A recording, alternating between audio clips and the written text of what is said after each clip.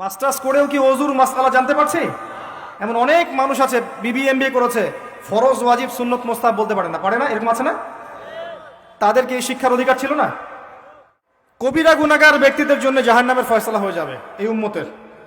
কারণ কবিরা গুনাহ যারা তওবা না করে মারা যাবে, এর শাস্তি তো ভোগ করতে হবে, হবে না? আর কবিরা গুনাহ কি কি জানেন তো? কিতাবুল কাবায়ের আছে, বাজারে কিনতে পাওয়া যায়। সেখানে অনেকগুলো কবিরা গুনাহ লিস্ট করা আছে।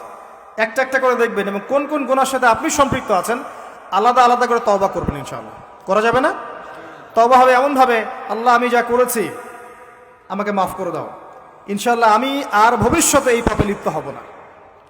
এবং যদি অন্য কারোর সাথে হক জড়িত থাকে, কারো টাকা নিয়েছেন দেন নাই, কারো জমি আত্মসাৎ করেছেন, বা কাউকে গালি দিয়েছেন, কাউকে অপবাদ দিয়েছেন, কারোর নামে মিথ্যা অপবাদ ছড়িয়েছেন, কাউকে মিথ্যা প্রতিপন্ন করেছেন ইত্যাদি, কারো হক নষ্ট করেছেন, হাকুর ইবাদত নষ্ট করেছেন, সেক্ষেত্রে ওই ব্যক্তির কাছে ক্ষমা চেয়ে নিতে হবে, তারপরে মাফ হবে ইনশাআল্লাহ। এভাবে তওবা করার পরে আপনি কবিরা গুনাহগুলোর থেকে বেঁচে থাকবেন ইনশাআল্লাহ। যারা কবিরা গুনাহ থেকে বেঁচে থাকবে ইনশাআল্লাহ, আল্লাহ পাক ওদের সগীরা গুনাহগুলো মাফ করে দেবেন ইনশাআল্লাহ। আচ্ছা, কবিরা গুনাহগার ব্যক্তি যারা তওবা না করে মারা গেছে, নবী সাল্লাল্লাহু আলাইহি ওয়াসাল্লাম তাদের জন্য সুপারিশ করবেন। যাদের জাহান্নামের ফয়সালা হয়ে যাবে, নবী সাল্লাল্লাহু আলাইহি ওয়াসাল্লাম সুপারিশ করে তাদেরকে জান্নাতে নিয়ে যাবেন ইনশাআল্লাহ তাআলা। তো এই ব্যক্তির আদর্শ ফলো করতে আমাদের লজ্জা লাগে? দাড়ি ছেড়ে দিতে লজ্জা লাগে? একটু তার মতো পাগড়ি পরলে লজ্জা লাগবে? টাকলুর উপর কাপড় পরলে কি পিছিয়ে পড়বো? ঢিলেঢালা পোশাক পরলে পিছিয়ে পড়বো? তার মতো করে নামাজ পড়লে পিছিয়ে পড়বো? রমজানের রোজা রাখলে পিছিয়ে পড়বো? কোরআন তেলাওয়াত করলে, অর্থ বুঝলে পিছিয়ে পড়বো? হাদিসগুলো চর্চা করলে পিছিয়ে পড়বো? তার দিনের তাবলিগ করলে পিছিয়ে পড়বো? তার দিনকে যদি প্রতিষ্ঠা করতে চাই এবং প্রতিষ্ঠার জন্য জানমাল সময় শ্রম ব্যয় করি, আল্লাহ কি আমাকে পিছিয়ে দিবেন? নাকি মুহাম্মদ সাল্লাল্লাহু আলাইহি ওয়াসাল্লাম আমাদেরকে নিয়ে গর্ব করবেন? কোনটা? এই ভালো কে না বুঝে? এই ভালোটা কে না বুঝে বলেন তো? শুধু দরকার সেই ঈমান। আল্লাহ পাক কি আছেন না মারা গেছেন? আল্লাহ আছেন। মারা যাবেন কখনো? তার নবীর সুন্নাহ আছে না নাই? তার হাদিসের বইগুলো আছে না নাই? সবই আছে, শুধু আমাদের সেই ঈমানটুকু নাই। সবই আছে, কিন্তু আমাদের সেই ঈমানটুকু কিন্তু আজকে হয়তোবা নাই। না হলে আমরা আজকে এত পিছিয়ে পড়লাম কিভাবে? একটা সময় ছিল মুসলিমরা সারা বিশ্বকে শাসন করতো না? করতো কি না? আবু বকর সিদ্দিক রাদিয়াল্লাহু আনহু সময় কারা শাসন করতো বলেন? ইহুদিরা, খ্রিস্টানরা, নাস্তিকরা, মুরতাদরা? কারা করতো? ওমর ইবনুল খাত্তাবের সময় কারা করতো? উসমান রাদিয়াল্লাহু আনহুর সময়? আলী ইবনে আবি তালেব? উমাইয়া খেলাফতে, আব্বাসীয় খেলাফত, এদিকে ফাতেমি খেলাফত, কর্ডোবার ইসলামী খেলাফত, উসমানীয় খেলাফত, এই প্রত্যেকটা খেলাফায় কারা শাসন করেছে? বিগত 100 বছরে কারা করছে বিশ্বকে শাসন? বিগত 100 বছরে কারা করছে? কেন এই পরিবর্তন হলো?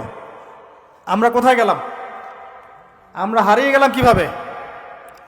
বিশ্বের প্রতিটি ডিপার্টমেন্ট, পলিটিক্স, ইকোনমিক্স, এডুকেশন, আপনার ওয়ার্ল্ড অ্যাফেয়ার্স, আপনার সংস্কৃতি, আপনার মিডিয়া, আপনার প্রযুক্তি, সামরিক বিষয়, অস্ত্রশস্ত্র কারা নিয়ন্ত্রণ করছে? মুসলিমরা করছে। আমরা এই জায়গায় আসলাম কিভাবে বিগত 100 বছরে? এই ইতিহাসটা কখনো পড়া লাগবে না? জানা লাগবে না? এখন যদি বলি যে বিগত 100 বছরে আমরা পিছিয়ে পড়েছি, আমি কি উম্মার অবমাননা করলাম? না, আমি উম্মার সমস্যা তুলে ধরলাম। সমস্যা ফাইন্ড আউট করতে না পারলে সলিউশন পাওয়া যায়? যদি আমি সমস্যা খুঁজে বের করতে না পারি, আমি কি সলিউশন পাবো না। এই অবস্থায় এমনি আসি নাই আমরা। কিভাবে আসছি? প্রথমত কোরআন থেকে সরে গেছে, নবীর সুন্নাহ থেকে সরে গেছে, দুনিয়াকে বেশি প্রাধান্য দিয়েছি পরকালের চাইতে, অর্থনৈতিক জীবনে হালাল হারামের পরোয়া করছি না, পারিবারিক কাঠামো ভেঙে যাচ্ছে, নামাজি ব্যক্তির সংখ্যা কমেছে। নামাজি ব্যক্তির সংখ্যা কিন্তু দেখবেন আমাদের 90% মুসলিম বলেন ঠিকই, খেয়াল করে দেখবেন মসজিদে কিন্তু ফজরের নামাজে 90% নাই, আছে না? আমরা বলি ঠিকই 90% মুসলিম, দেখবেন 90% মুসলিমের মধ্যে ম্যাক্সিমামই কোরআন বিশুদ্ধ করে তেলাওয়াত করতে পারে না, পারে? আবার যারা পারি অনেকেই অর্থ বুঝি না, আছি না এরকম? আমরা পিছিয়ে পড়িনি। শিক্ষা ব্যবস্থা দিকে তাকান, আমরা কি সবাই ইসলামিক শিক্ষা শিক্ষিত হতে পারছি?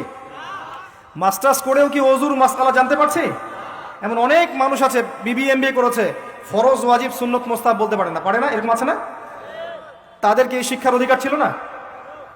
আচ্ছা, ইকোনমিক সেকশনে যান, সুদ, ঘুষ, দুর্নীতি এগুলো কারা করছে? আমরা করছি না? আমরা করছি না? করছি। যুব সমাজের দিকে তাকান, যে মাদক, যে pornography, free mixing, girlfriend boyfriend সংস্কৃতি, জুয়া, ক্যাসিনো, পাবজি, টিকটক, কারা করছে এগুলা? অমুসলিম যুবকরা আমরা। আমাদের সমস্যা ফাইন্ড আউট করেন, ধর্মীয় দিকে আসেন,